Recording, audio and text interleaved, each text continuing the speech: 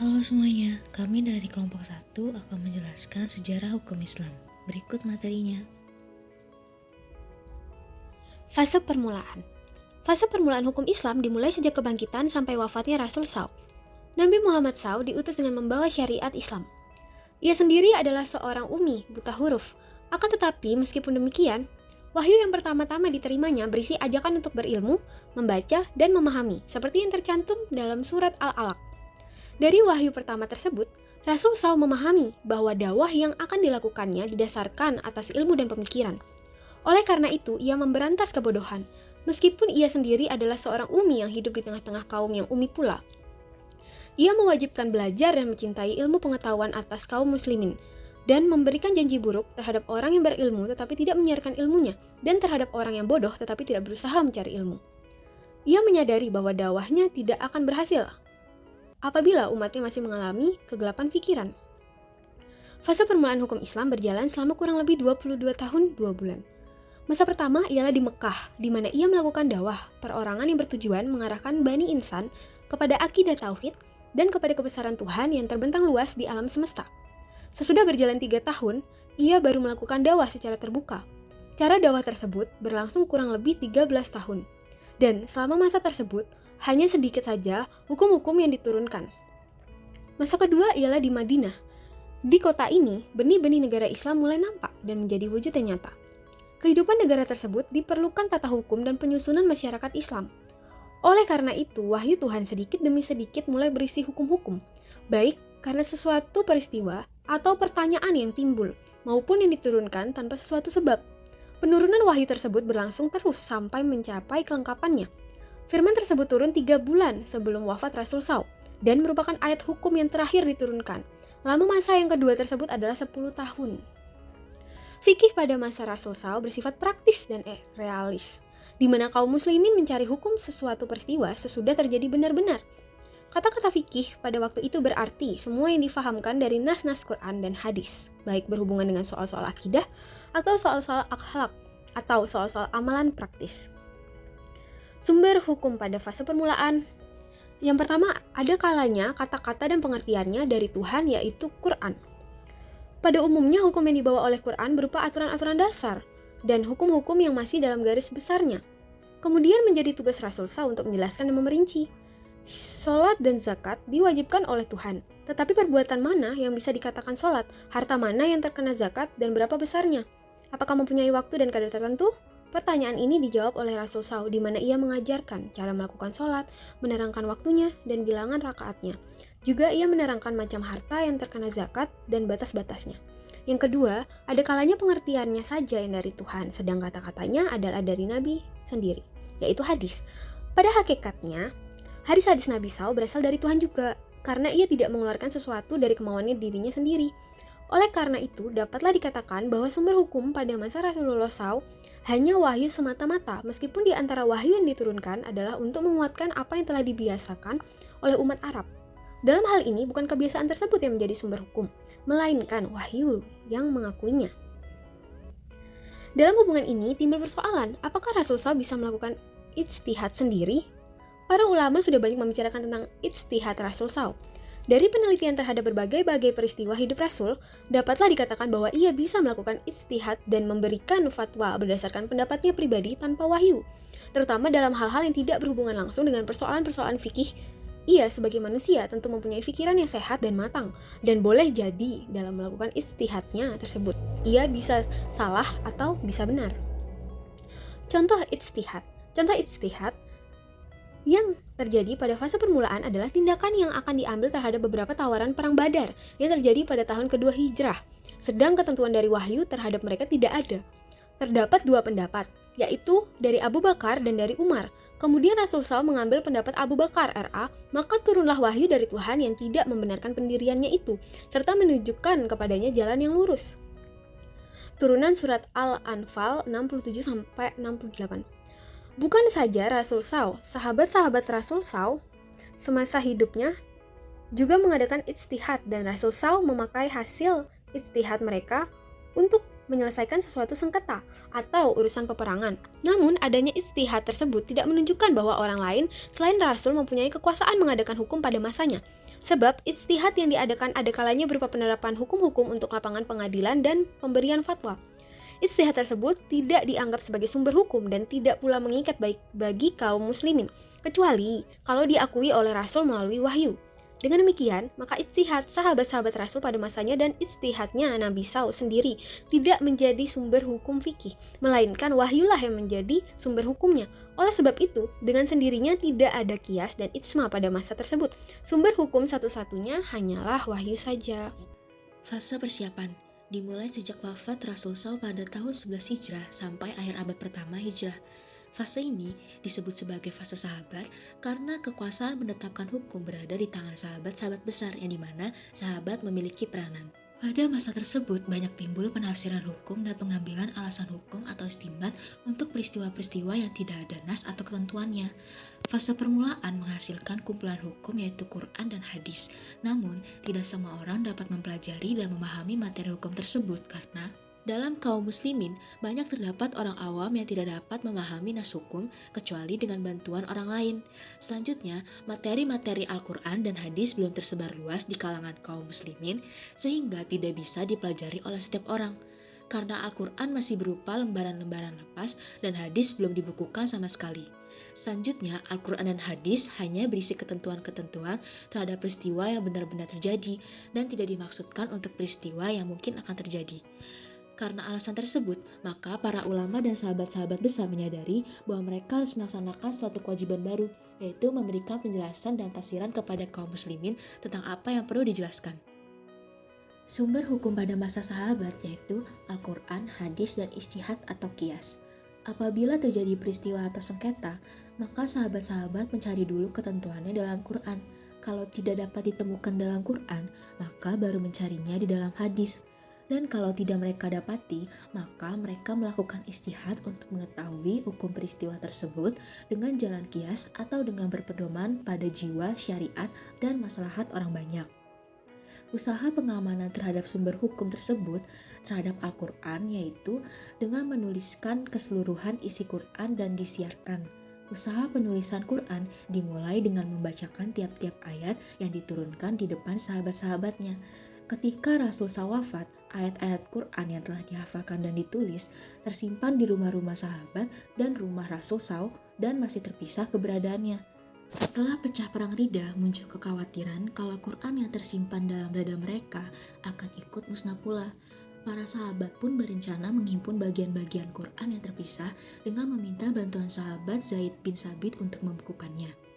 Pada tahun 20 Hijrah, Khalifah Utsman mengambil kumpulan tulisan Quran dari Hafsah dan meminta beberapa naskah untuk dikirimkan ke berbagai negara Islam.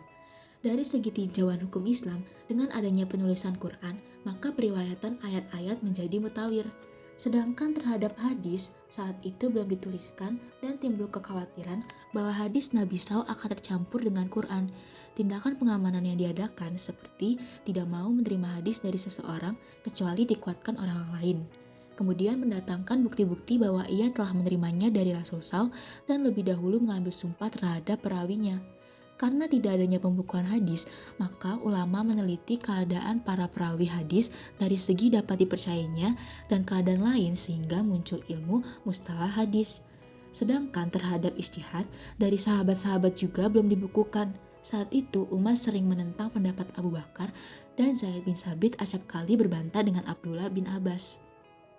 Sebab-sebab perbedaan pendapat di kalangan sahabat yaitu karena kebanyakan nas-nas Quran dan hadis tidak berisi suatu pengertian yang bersifat tegas jelas tetapi bersifat kemungkinan-kemungkinan. Kemudian hadis-hadis Nabi SAW belum dibukukan. Selanjutnya karena lingkungan hidup yang tidak sama, yang dapat dikatakan bahwa setiap lingkungan memiliki kebiasaan yang berbeda. Selain itu, pergolakan politik dan pengaruhnya terhadap hukum Islam, akibat adanya perpecahan di kalangan kaum muslimin, maka memunculkan golongan Khawarij, yaitu golongan yang membenci politik Utsman dan membenci Ali karena mau menerima keputusan panitia pendamai, yaitu Irak. Sedangkan kelompok Syiah yaitu golongan yang berlebihan dalam mencintai Ali beserta keturunannya dan berpendirian bahwa mereka lebih berhak menjadi khalifah karena mendapat pesan dari Rasul yaitu negara Iran. Sedangkan Ahlus Sunnah wal Jamaah yaitu golongan mayoritas kaum muslimin saat ini. Contoh dari istilah sahabat yaitu pemberian zakat pada orang mualaf atau orang-orang yang perlu dibujuk hatinya, dan tindakan Khalifah Umar yang melakukan penundaan pelaksanaan hukuman had bagi pencurian pada musim pancaklik. Fase pembinaan dan pembukuan. Fase pembinaan dan pembukuan hukum Islam kurang lebih berlangsung selama 250 tahun. Pada fase ini dimulai dari abad pertama Hijrah sampai pertengahan abad keempat Hijrah. Fase ini disebut sebagai masa keemasan, karena hukum Islam pada masa tersebut mengalami perkembangan dan kemajuan yang pesat. Faktor yang menimbulkan pesatnya gerak ijtihad. Yang pertama, meluasnya daerah kekuasaan Islam. Mulai dari perbatasan negeri Tiongkok di sebelah timur sampai negeri Andalusia atau Spanyol di sebelah barat yang di dalamnya terdapat macam-macam adat kebiasaan, cara hidup, dan kepentingan sendiri.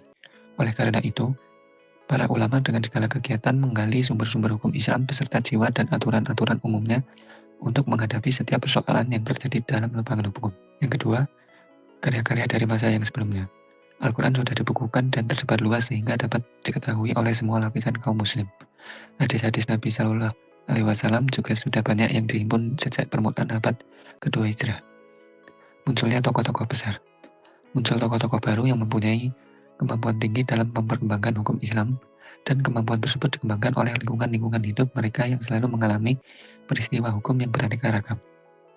Sumber hukum pada masa pembinaan hukum Islam yaitu Al-Quran, hadis, ijma, dan qiyas. Pada fase pembinaan dan pembukuan terdapat usaha pengamanan terhadap Al-Quran dan terhadap hadis. Terhadap Al-Quran terdapat dua usaha yang telah dilaksanakan, yaitu adanya perhatian secara khusus untuk menghafalkan Al-Quran dengan menekankan kepada segi qiraatnya dalam rangka memelihara Al-Quran sehingga timbullah tujuan imam dalam bacaan Al-Quran. Yang kedua, perbaikan-perbaikan bentuk tulisan Al-Quran, penambah al-quran dan tanda lain yang dilakukan terhadap Al-Quran dengan maksud agar jangan sampai terjadi bacaan yang salah terhadap Al-Quran. Terhadap hadis-hadis Nabi, usaha pemeliharaannya telah dimulai sejak zaman Khalifah Umar bin Abdul Aziz, di mana ia memerintahkan Ibnu Hazin dan Az-Zuhri untuk meneliti hadis Rasul dan membukukannya. Meskipun sudah ada pembukuan terhadap hadis-hadis Rasul agar jangan sampai musnah, namun kesatuan pendirian kaum muslimin terhadap hadis tersebut belum juga terdapat seperti sudah terdapat terhadap Al-Quran. Karya ilmiah dari fase pembinaan hukum Islam. Yang pertama, pembukuan ilmu fikih dan pendapat-pendapat. Dengan cara pengumpulan masalah-masalah yang berhubungan dengan satu persoalan menjadi satu, dengan ditambah penyebutan alasan-alasan pendapat. Fatwa yang dikeluarkan oleh para mujtahidin pada mazhab tersebut bukan hanya sekedar kumpulan fatwa semata-mata, melainkan pendapat dan pembahasan yang disertai alasan. Maka ilmu fikih merupakan suatu ilmu yang mempunyai persoalan umum, atau ukuran umum yang bisa diterapkan pada apa yang telah terjadi maupun yang akan terjadi. 2. Munculnya ilmu usul fikih. Oleh karena masing-masing mujtahid pada masa ini melakukan ijtihadnya sendiri, maka ia membuat aturan-aturan dan dasar ijtihadnya yang terdapat di sela-sela pembicaraan tentang berbagai masalah. Orang yang pertama mengumpulkan aturan-aturan tentang ijtihad atau pengambilan hukum dengan disertai alasan-alasannya adalah Imam Syafi'i dalam kitabnya yang dikenal Ar-Risalah. Aliran hadis dan aliran rasio. Pengikut aliran hadis ini kebanyakan adalah fuqaha negeri Hijaz atau Saudi Arabia, dan kebanyakan pengikut aliran rasio adalah fuqaha negeri Irak. Pemisahan aliran tersebut tidak berarti bahwa fuqaha Irak tidak memakai hadis dalam pendapat-pendapat mereka. Sebagaimana juga tidak berarti bahwa fuqaha Hijaz tidak memakai rasio, sebab fuqaha dari kedua aliran tersebut sepakat pendapatnya bahwa hadis maupun rasio menjadi sumber hukum. Penyebab adanya pemisahan tersebut adalah bahwa fuqaha Irak banyak sekali mengadakan tinjauan terhadap maksud-maksud dan dasar-dasar syariah. Faktor yang menimbulkan dua aliran tersebut. Yang pertama, hadis Nabi Shallallahu Alaihi Wasallam dan fatwa-fatwa sahabat di Irak tidak sebanyak di Hijaz, dan oleh karena itu, fuqaha Irak harus memeras otak dan berusaha memahami pengertian nas dan ilat penetapan suatu hukum dari syarak. Yang kedua, negeri Irak merupakan pusat pengolakan politik dan pusat pertahanan golongan Syiah dan Khawarij, di mana salah satu akibat negatifnya ialah adanya pemalsuan terhadap hadis-hadis Rasul. Yang ketiga, lingkungan hidup di Irak lain daripada lingkungan hidup di Hijaz, karena negeri Parsi yang menguasai Irak sebelumnya telah meninggalkan beraneka hubungan-hubungan keperdataan dan adat kebiasaan yang tidak dikenal di Hijaz. Kemudian saya akan menjelaskan mengenai fase kemunduran. Fase kemunduran hukum Islam berlangsung lama, yaitu dari pertengahan abad ke-4 Hijrah sampai akhir abad ke-13 Hijrah. Pada fase tersebut, para ulama-ulama sudah lemah kemauannya untuk mencapai tingkatan mujtahid mutlak dan menggali hukum-hukum Islam langsung dari sumber-sumbernya. Kemudian berbagai faktor yang telah mempengaruhi kegiatan mereka dalam lapangan hukum sehingga tidak sanggup mempunyai kepribadian pikiran sendiri, melainkan harus selalu bertaklid.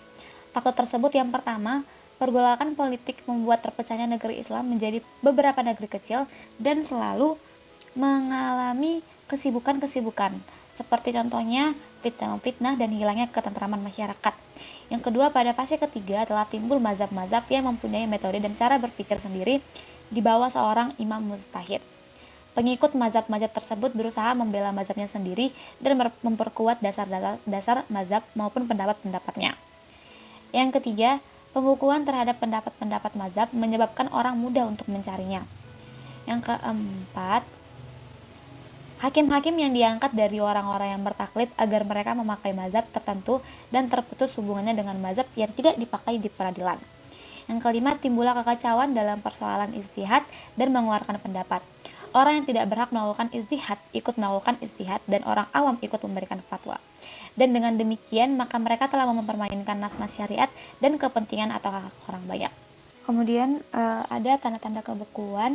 Yang pertama, kegiatan para fuqaha hanya berkisar sekitar pendapat-pendapat imam-imam mujtahidin yang lalu seperti penertiban dan pengurutan masalah-masalah yang sudah ada, memisah-misah antara pendapat-pendapat yang kuat dengan pendapat yang tidak kuat, dan penyusunan ikhtisar-ikhtisar kitab fikih atau matan-matan.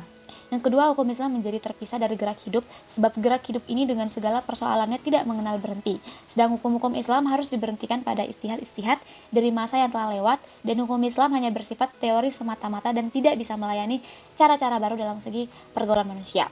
Kemudian tingkatan-tingkatan fuqaha bila ditinjau dari segi kepribadian dan kebebasan serta ketergantungannya dengan imam-imam mujtahidin, maka para fuqaha dibagi menjadi beberapa tingkatan, yaitu yang pertama, mujtahid mutlak, yaitu imam-imam dan mazhab dan fuqaha-fuqaha lain yang mengikuti metode mereka dalam mengambil hukum dari sumber-sumbernya yang pokok, yaitu Quran dan hadis-hadis.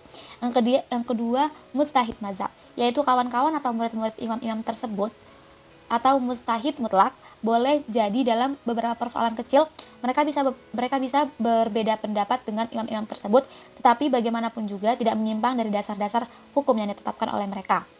Yang ketiga, mujtahid terbatas, di mana ijtihadnya terbatas dalam persoalan-persoalan yang sudah dibicarakan maka tidak dibahas lagi.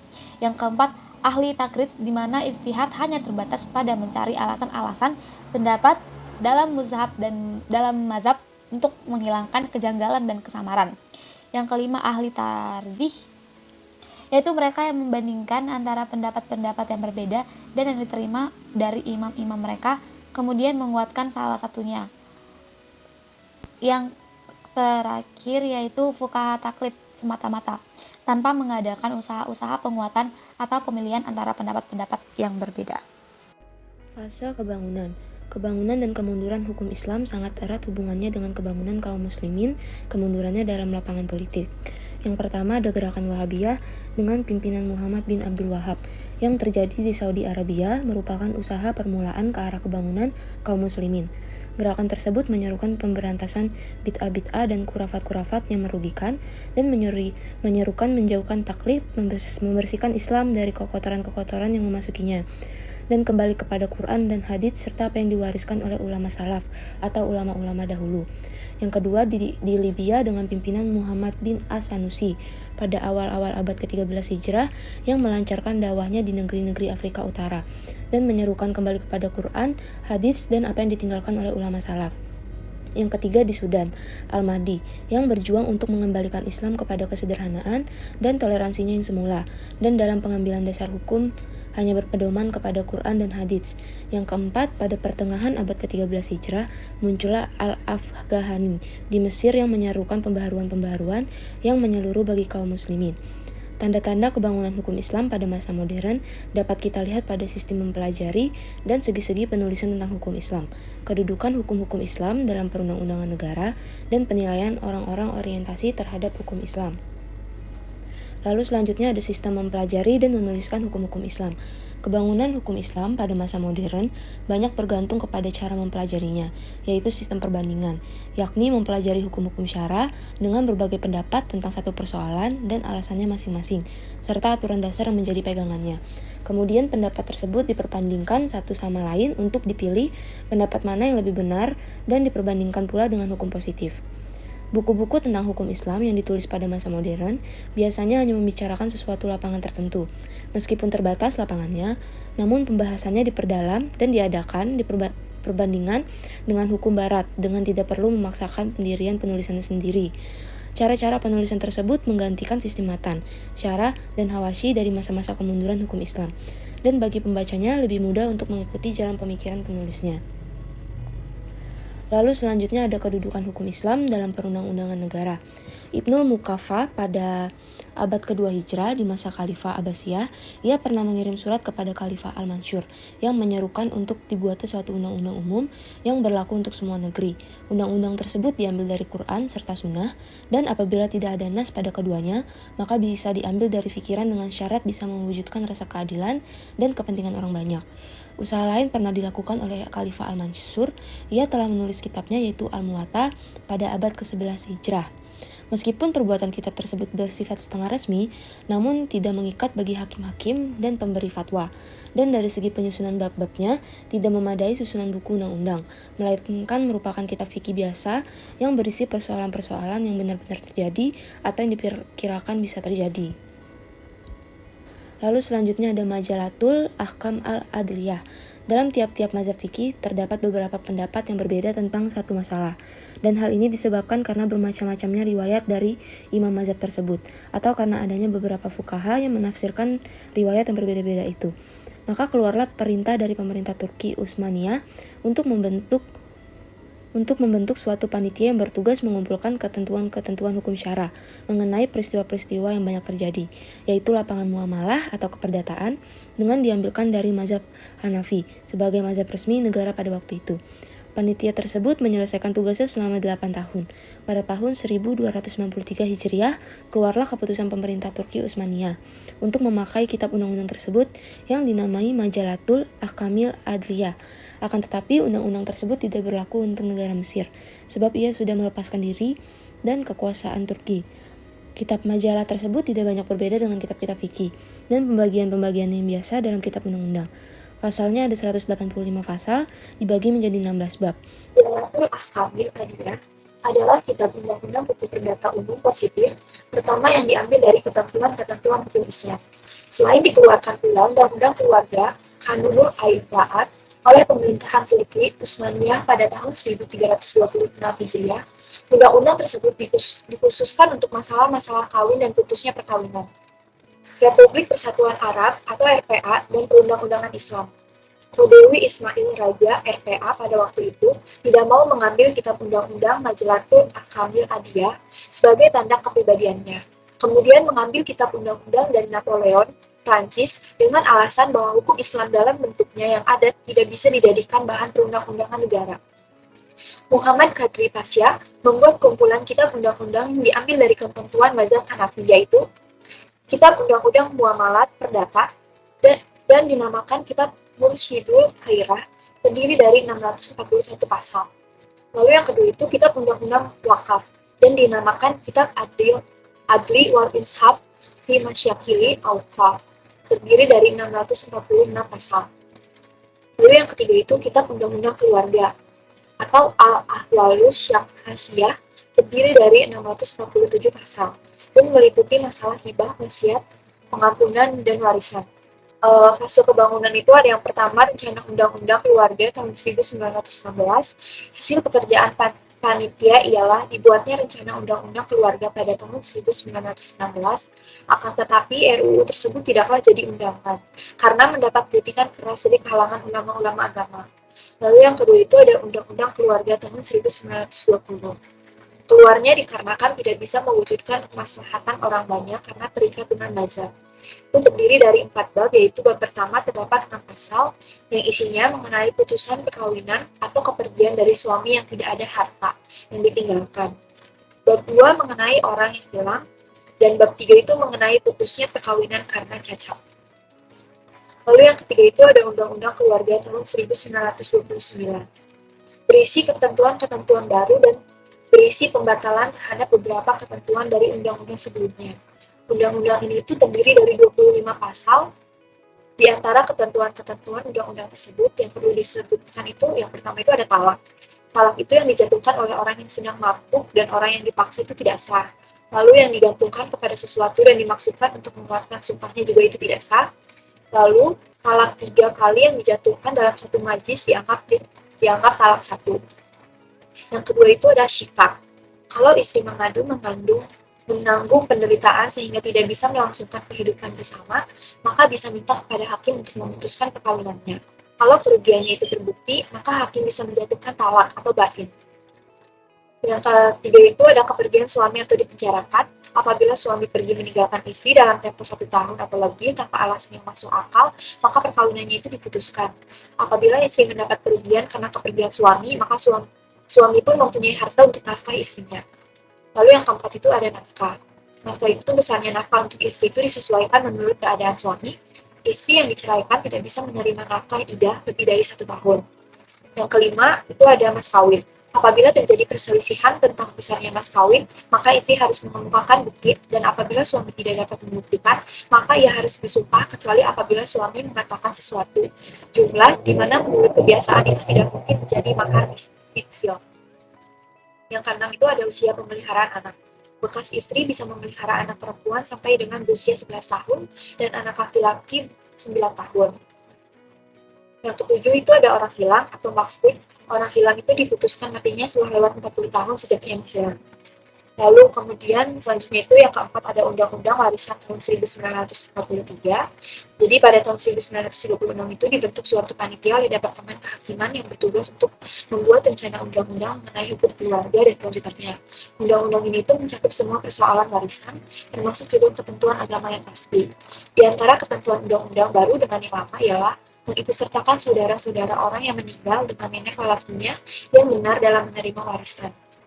Sedangkan menurut ketentuan sebelumnya itu nenek lelaki tersebut menjadi penghalang bagi saudara-saudara tersebut, sehingga mereka itu tidak berhak untuk menerima warisan. Ketentuan lainnya adalah rad, yaitu apabila dari harta warisan masih ada kelebihan, sedang keluarga yang berhak mewaris sudah tidak ada, maka suami atau istri yang masih hidup selain menerima bagiannya yang biasa, juga menerima kelebihan tersebut, karena ia lebih utama daripada keluarga. Ketentuannya baru lainnya adalah pembunuhan tidak langsung dianggap sebagai penghalang menerima warisan. Sedangkan sebelumnya tidak menjadi penghalang. Pembunuhan karena kelalaian tidak dianggap sebagai penghalang juga. Lalu yang kelima itu ada Undang-Undang Wakaf tahun 1945. Undang-Undang Wakaf mencakup 2 macam wakaf, yaitu wakaf untuk kebaikan umum dan wakaf untuk keluarga. Kemudian wakaf untuk keluarga dibatalkan dengan Undang-Undang tahun 1952. Lalu selanjutnya yang keenam itu ada Undang-Undang Waslat tahun 1956. Ketentuannya tidak terikat dengan mazhab tertentu. Di antaranya ialah wasiat paksa, yaitu bagi cucu yang telah kematian orang tuanya sebelumnya itu mendapat bagian warisan neneknya sebesar bagian orang tuanya. Ketentuan lainnya adalah bahwa keluarga yang menerima warisan bisa diberi wasiat tanpa persetujuan keluarga-keluarga yang lain, dengan syarat tidak melebihi 1/3 keseluruhan harta warisan. Selanjutnya, Undang-Undang Hukum Perdata RPA. Sebab akibat penjajahan Barat dan pengaruh mentalitas penjajah, maka pada tahun 1853 RPA mengambil kitab UU Hukum Prancis, baik hukum perdata maupun pidananya. Sejak itu, hukum Islam tersisih dari peradilan-peradilan negara dan kehidupan hukum negara, kecuali lapangan yang menurut istilah hukum Barat disebut hukum keluarga. Selanjutnya, Undang-Undang Hukum Pidana RPA. Pada undang-undang ini tidak ada pengaruh hukum Islam dengan mengecualikan jarimah-jarimah yang ditunjukkan kepada agama. Selain karena jarimah agama ini bersifat umum, juga hampir-hampir tiap undang-undang hukum pidana memasukkan jarimah-jarimah tersebut. Republik Syria dan perundang-undangan Islam. Hukum perdata dan undang-undang. Kemerdekaannya pada 1946 menimbulkan keinginan untuk memperbarui kitab majalah warisan dari pemerintahan Turki Utsmaniyah. 2 faktor tersebut adalah ketentuan kitab Majalatul Akmil Adliyah tidak keluar dari mazhab Hanafi, dan banyak di antara ketentuan-ketentuan kitab majalah tersebut yang berlawanan dengan undang-undang lain yang dikeluarkan pada masa sesudahnya. Pro BNT Militer pada 30 Maret 1949 menetapkan Kitab Undang-Undang Perdata Baru, yaitu Kitab Undang-Undang Perdata Baru yang dipakai di RPA. Undang-Undang Hukum Keluarga di Syria.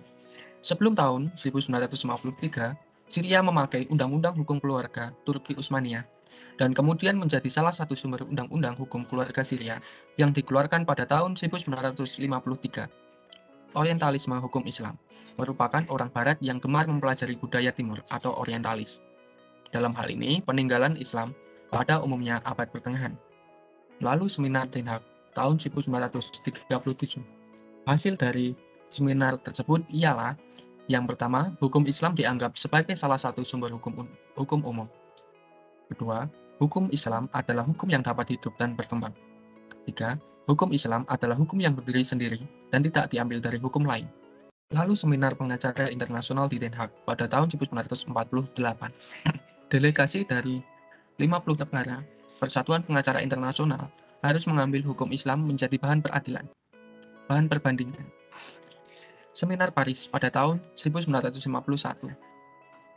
Seminar tersebut memutuskan sebagai berikut. Yang pertama, 5 persoalan dalam Islam, yaitu penetapan hak milik, pencabutan hak milik untuk kepentingan umum, pertanggungjawaban pidana, pengaruh mazhab-mazhab fikih satu sama lain, dan teori riba dalam Islam. Yang kedua, memutuskan dasar hukum Islam memiliki nilai segi hukum yang tidak dapat diragukan lagi, dan perbedaan aliran hukum Islam mengandung kekayaan pengertian dan pengetahuan untuk memenuhi semua kebutuhan hidup modern. Ensiklopedia Hukum Islam. Pemerintah Syria pada 3 Mei 1956 di Fakultas Hukum Islam mengeluarkan suatu ensiklopedia hukum Islam dan menuangkannya dalam buku, sehingga pertama, bahan-bahan hukum Islam dikemukakan menurut cara-cara ilmiah baru. Kedua, mudah melihat naskah atau kata-kata atau ketentuan hukum Islam untuk persoalan memperoleh faedah sebanyak mungkin. Ketiga, bisa menunjukkan sumber-sumber hukum Islam dan tempat setiap pembahasannya bagi setiap orang yang ingin mempelajarinya. Demikian yang dapat kami sampaikan. Terima kasih.